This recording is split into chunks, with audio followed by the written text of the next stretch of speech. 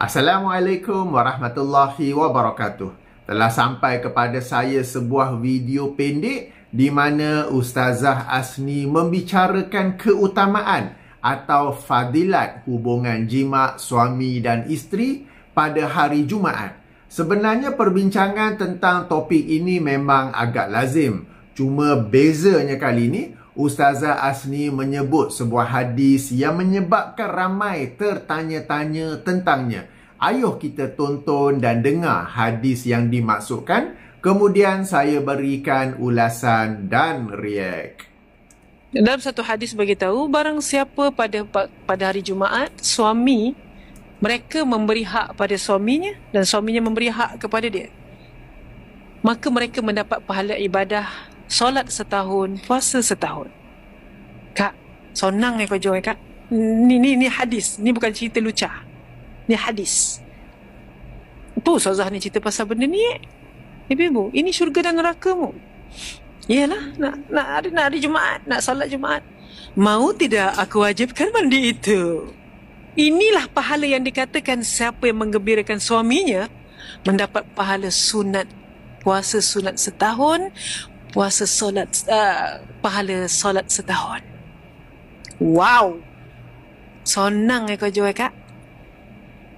Puihlah puasa Rejab, puasa Syakban sampai masuk Wat. Ni. Pahala yang mudah yang diabaikan. Baik, sebelum mengulas, seperti biasa, dua nota kepada para penonton. Pertama, dialu-alukan meninggalkan komen, tetapi minta menjaga adab apabila menulis komen. Ayuh kita jadikan video ini sebagai sarana menambah ilmu dan kematangan, bukan pula selainnya.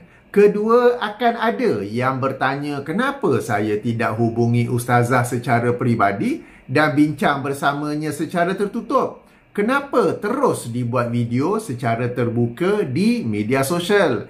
Saya jawab, jika perkara ini Ustazah sampaikan dalam suasana tertutup, maka saya akan bincang dalam suasana tertutup juga. Namun, memandangkan perkara ini Ustazah sampaikan secara terbuka dan telah tersebar, telah viral di media sosial, maka saya juga bincang secara terbuka di media sosial. Okey, kita mulakan dengan ulasan pertama.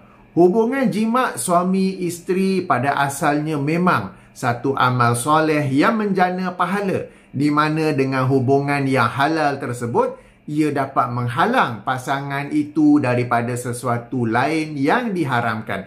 Dalam sebuah hadis yang dikeluarkan oleh Imam Muslim dalam sahihnya, hadis nombor 1674, atau penomboran lain, hadis nombor 1006. Maksudnya, Abu Zar radhiyallahu anhu menerangkan bahawa beberapa sahabat datang berjumpa dengan Rasulullah sallallahu alaihi wasallam sambil mengeluh kepada baginda. Wahai Rasulullah, mereka berkata, orang-orang kaya dapat memperolehi pahala yang lebih banyak. Mereka solat sebagaimana kami solat. Mereka berpuasa sebagaimana kami berpuasa. Namun, mereka dapat bersedekah dengan kelebihan harta mereka.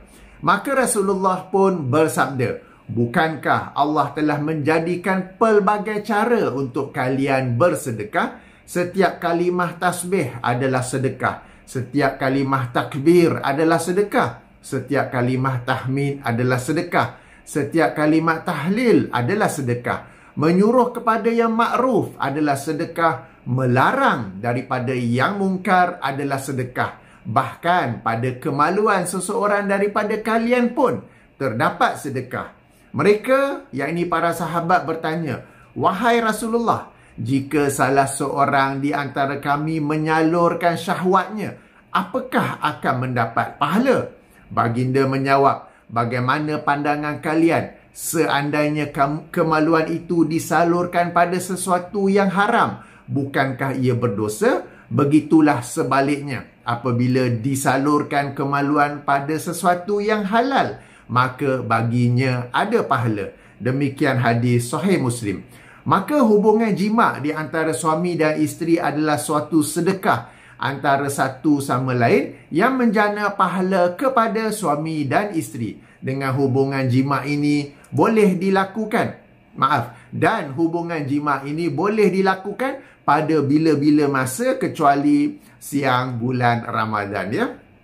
Okey, ulasan kedua, benarkah terdapat hadis sebagaimana yang dikatakan oleh ustazah bahawa jima suami isteri pada hari Jumaat akan memberikan pahala umpama solat dan puasa sepanjang tahun? Jawapannya, setahu saya yang paling dekat ada. Okay? Namun pada hadis tersebut terdapat beberapa perbincangan. Ayuh kita semak hadis itu terlebih dahulu. Ia dikeluarkan oleh Imam At-Tirmizi dalam sunannya, hadis nombor 456. Atau penomboran lain, hadis nombor 496, di mana Rasulullah sallallahu alaihi wasallam bersabda, "Man ightasala yaumal jumu'ati wa ghassala wa bakkara wa batakara wa dana wastama'a wa ansata kana lahu bikulli khutwatin yakhtuha ajru sanatin siyamuha wa qiyamuha." Yang bermaksud, sesiapa yang mandi pada hari Jumaat dan memandikan. Okey, kena fokus, ya. Perkataan mandi disebut 2 kali.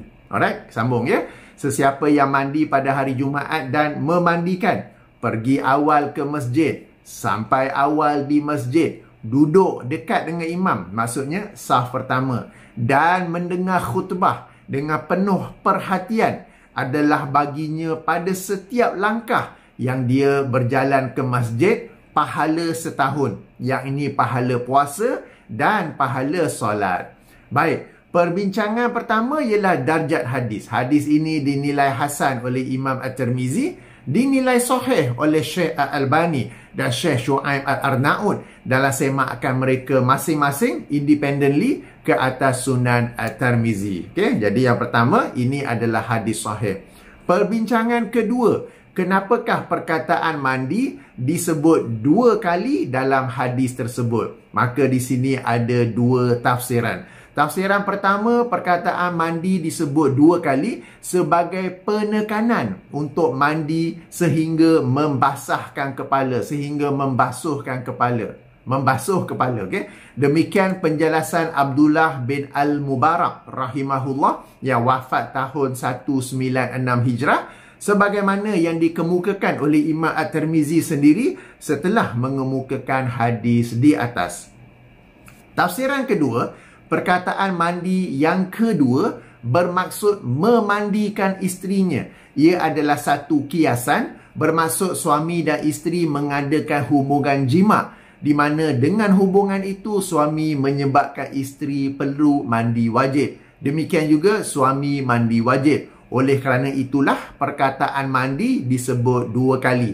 Demikian penjelasan Waqi' bin Al-Jarrah rahimahullah yang wafat tahun 196 Hijrah, yang merupakan salah seorang perawi dalam sanad hadis yang kita baca tadi, ya. Ia juga penjelasan ini, tafsiran ini juga dikemukakan oleh Imam At-Tirmizi selepas mengemukakan hadis yang kita baca tadi. Maka ringkasnya, sejak zaman salafus soleh sudah ada 2 tafsiran tentang kenapa perkataan mandi disebut 2 kali dalam hadis tersebut.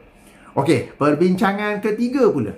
Antara 2 tafsiran tersebut, yang manakah yang lebih kuat? Imam Al-Mubarakfuri rahimahullah yang wafat tahun 1353 Hijrah, ketika mensyarahkan hadis ini dalam Tuhfatul Ahwazi Bisyarah Jami'ut Tirmizi jilid 3 muka surat 3, turut mengemukakan kedua-dua tafsiran ini. Namun beliau menguatkan tafsiran pertama berdasarkan 2 faktor penguat. Faktor penguat pertama ialah dalam lafaz yang dikeluarkan oleh Imam Abu Daud dalam sunannya, hadis nombor 292. Okey, atau penomboran lain, hadis nombor 386 dengan darjat yang sahih, di mana Rasulullah sallallahu alaihi wasallam bersabda, "Man ghasala ra'sahu yaumal jum'ati waghtasala." Kemudian sebagaimana hadis, ya, yang bermaksud sesiapa yang membasuh kepalanya Okey, membasuh kepalanya dan mandi pada hari Jumaat, dan seterus hadis itu adalah sama sebagaimana yang kita baca tadi. Maka dalam lafaz ini dijelaskan bahawa yang dimasukkan dengan mandi itu disebut 2 kali sebagai penekanan untuk membasuh kepala, ya. Man ghasala ra'sahu. Okey, demikian juga faktor penguat kedua ialah asar yang dikeluarkan oleh Imam Al-Bukhari dalam sahihnya, hadis nombor 835 atau penomboran lain hadis nombor 884, ya. Ini daripada Tawus. Okey, qala Tawus qutuli Ibni Abbas radhiyallahu anhu zakaru anna an-nabiyya sallallahu alaihi wasallam qala ightasilu yaumal jumu'ati waghsilu ru'usakum wa in lam takunu junuban wa asibu minat tib. Qala Ibnu Abbas ammal ghuslu fa na'am wa amma tibu fala adri. Bermaksud Tawus berkata kepada Abdullah Ibnu Abbas radhiyallahu anhuma bahawa orang menyebut bahawa Nabi SAW bersabda, mandilah pada hari Jumaat dan basuhlah kepala kalian meskipun kalian bukan mandi janabah. Jadi perkataan Rasul disebut 2 kali, ya. Okey, kita sambung, maksudnya dan pakailah wangi-wangian. Tak apa, saya baca sekali lagi terjemahannya tadi. Nabi SAW bersabda, mandilah pada hari Jumaat dan basuhlah kepala kalian meskipun kalian bukan mandi janabah, yakni meskipun bukan mandi wajib, dan pakailah wangi-wangian. Jadi Tawus macam bertanya kepada Ibnu Abbas, betul ke orang ramai menyebut bahawa Nabi SAW pernah bersabda sedemikian? Maka berkata Ibnu Abbas, adapun tentang mandi, maka ya betul. Sedangkan memakai wangi-wangian, aku tidak tahu. Okey. Jadi dalam asar Sahih Al-Bukhari ini, mandi disebut 2 kali dengan maksud memberi penekanan untuk membasuh kepala. Adapun tentang memakai wangi-wangian bagi lelaki yang nak pergi solat Jumaat tu, Abdullah Ibnu Abbas tidak tahu tentangnya. Namun, ia ada disebut dalam hadis sebelumnya. Dalam Sahih Bukhari juga, hadis sebelumnya daripada Salman Al-Farisi radhiyallahu anhu.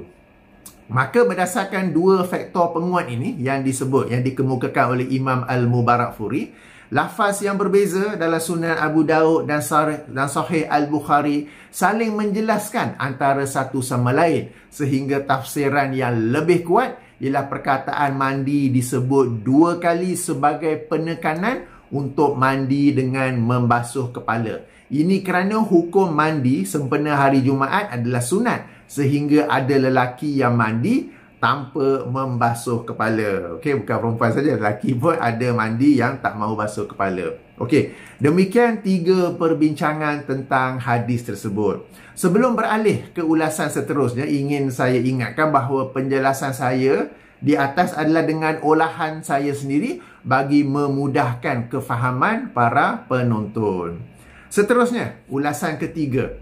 Katakanlah jika seseorang itu memilih tafsiran kedua, yang ini perkataan mandi yang diulang 2 kali merujuk kepada mandi wajib suami dan isteri setelah hubungan jima pada hari Jumaat, apakah mereka mendapat pahala solat dan puasa sepanjang tahun?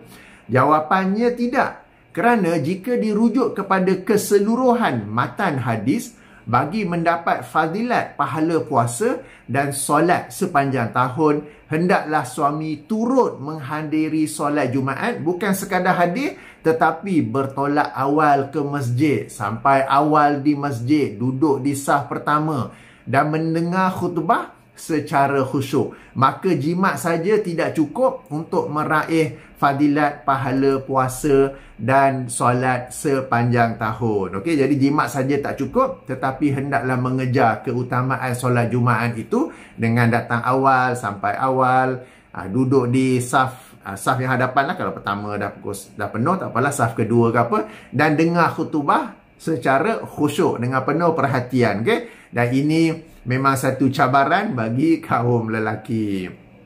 Okey, ulasan keempat. Jika dipilih tafsiran kedua dan suami melakukan semua seperti yang disebut dalam hadis.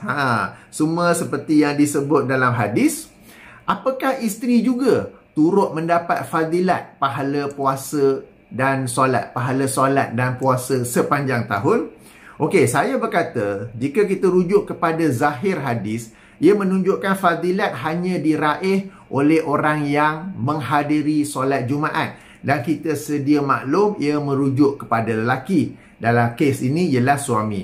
Namun, orang yang membantu orang lain melakukan kebaikan, orang yang membantu itu turut mendapat pahala sebagaimana orang yang melakukan kebaikan tersebut. Dalilnya ialah ayat 85 surah An-Nisa, di mana Allah Subhanahu wa taala berfirman, "Man yashfa' syafa'atan hasanatan yakul lahu nasibum minha wa man yashfa' syafa'atan sayyi'atan yakul lahu kiflum minha wa kana Allahu ala kulli syai'in muqita."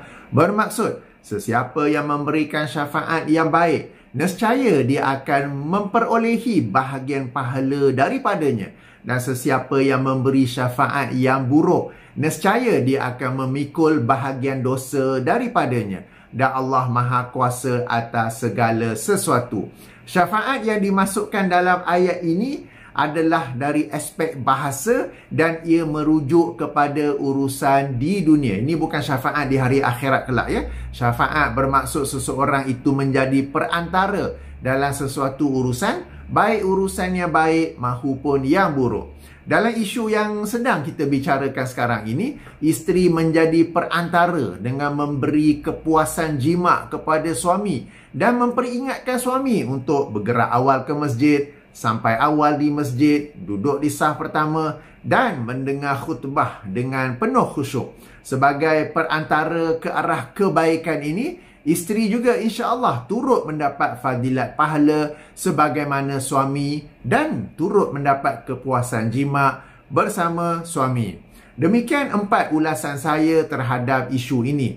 Ringkasnya, amat penting membaca hadis secara keseluruhannya dan menghuraikan hadis secara keseluruhannya. Hadis yang disebut oleh ustazah memang ada, cuma dalamnya terdapat perbincangan ke atas perkataan mandi yang diulang 2 kali. Apakah ia merujuk kepada mandi sunat sempena hari Jumaat atau mandi wajib suami dan isteri setelah mereka melakukan hubungan jima antara satu sama lain pada hari Jumaat. Dengan merujuk kepada beberapa lafaz yang lain, perkataan mandi yang diulangi 2 kali itu merujuk kepada mandi sunat sempena hari Jumaat, bertujuan memberi penekanan dan peringatan untuk membasuh kepala ketika mandi. Selain itu, hubungan jima antara suami dan isteri adalah amal soleh, umpama sedekah yang tentu saja akan diberi ganjaran pahala. Ia boleh dilakukan pada bila-bila masa tanpa dikhususkan kepada hari Jumaat kerana tiada dalil yang sahih lagi jelas yang mengkhususkannya kepada hari Jumaat. Pun begitu, saya sedia maklum bahawa di sana terdapat sebuah riwayat yang dikeluarkan oleh Imam Al-Baihaqi dalam kitabnya Syu'abul Iman yang menganjurkan jima pada hari Jumaat. Riwayat ini darjatnya daif, bahkan ada yang menilainya sangat daif, yakni daif jiddan, ya. Sebahagian ulama menggunakan riwayat ini atas dasar keutamaan beramal. Namun bagi saya, jika sudah ada hadis sahih Muslim yang first saya baca tadi, yang menerangkan keutamaan jima pada bila-bila masa, kita tidak perlukan lagi kepada riwayat daif tersebut. Maka demikianlah beberapa ulasan saya. Saya tutupi dengan subhanakallahumma wa bihamdika asyhadu an la ilaha illa anta astaghfiruka wa atubu ilaika. Assalamualaikum warahmatullahi wabarakatuh.